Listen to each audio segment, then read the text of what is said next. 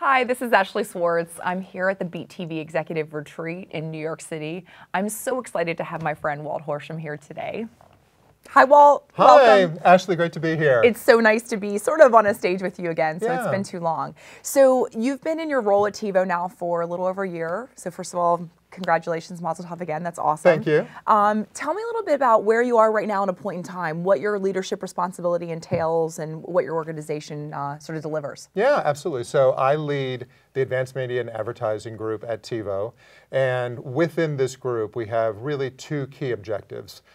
We are using data and software to first drive audience engagement between consumers and the content that they want through personalized recommendations. So really it's about driving engagement from the consumer to content, especially in this fragmented world that we're now in.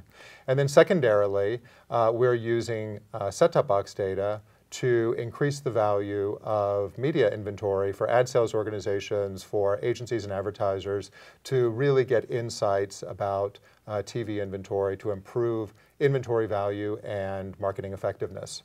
So let's start with the second product that you mentioned, Yeah. the latter, because you guys are in a really unique position, right? You've got a data product. Mm-hmm. You also have hardware. So you have an incredible understanding of viewers, yet also you're sort of enabling others to gain a better understanding to deliver, to basically warrant greater ROI on their investments, right? Yeah. So tell me a little bit of how that parlays into how you productize the data that you're offering to the market. Yeah, so first and foremost, TiVo is much bigger than what most people think of TiVo.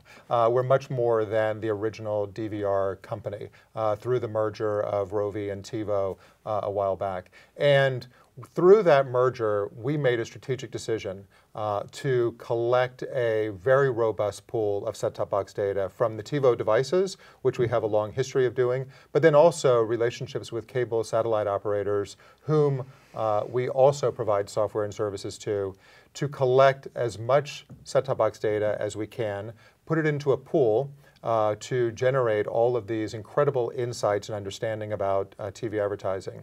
But then most importantly, the set-top box data is really only as good as the software can extract the insights from it. So when we first came in, we took this decision that said, look, set-top box data must move at the speed of digital. So using all of the best-in-class big data tools through the cloud, we can extract reports, analytics, insight about advertising effectiveness in a matter of seconds. So speed, a robust pool of data, and really the way that we think about this is we're in the golden age of TV, but we're also in the golden age of TV data.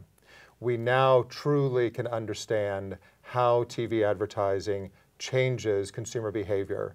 No longer using proxies, no longer using correlation metrics, but truly in a deterministic fashion, understand how we can change consumer behavior through TV advertising, and that's what's really exciting. And where are buyers, specifically sort of traditional television buyers, where are they in the maturation phase in regards to being ready to use truly digital-like data, real-time, you know, variable, et cetera? Yeah. Where are they in their state of maturation to be ready for that? Yeah, they are. They're actively engaged with this. And here's what I think is exciting about where the market is.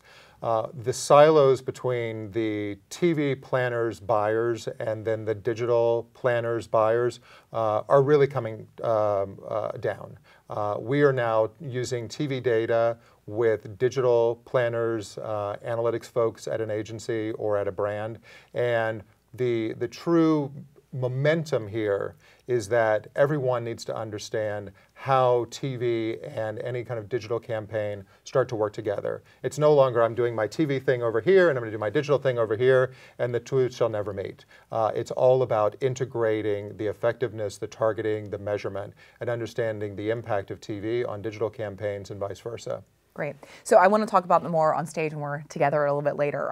But I want to make sure we go back to the first product that you mentioned because it's a slightly different customer set, right? So talk me through how you're using data to help media companies make other decisions other than can I reach that target audience in that location, et cetera? Yeah, so look, everybody knows we're in a world of increasing fragmentation. We have content providers going direct to consumer. We have more content than we've ever had before. We've given the consumer everything that they ever wanted, which is all the content available on demand on any device.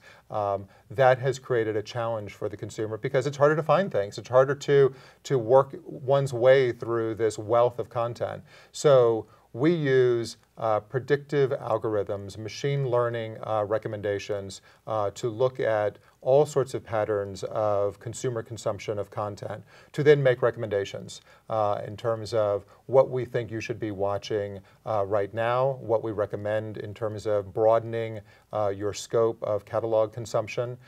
We've been doing this historically with the service providers domestically in the U.S. We power the lion's share of the service providers in the U.S. We're increasingly moving that into the European market, where we're seeing robust demand for it. And really, the proof point through all of this is it's driving longer engagement with the consumer, which of course increases more advertising units, more monetization.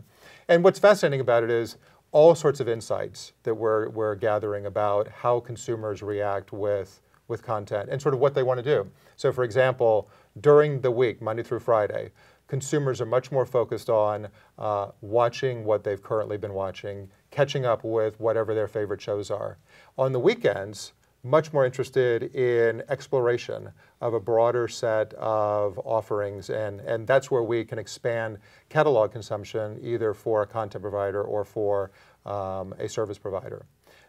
Even it changes by device.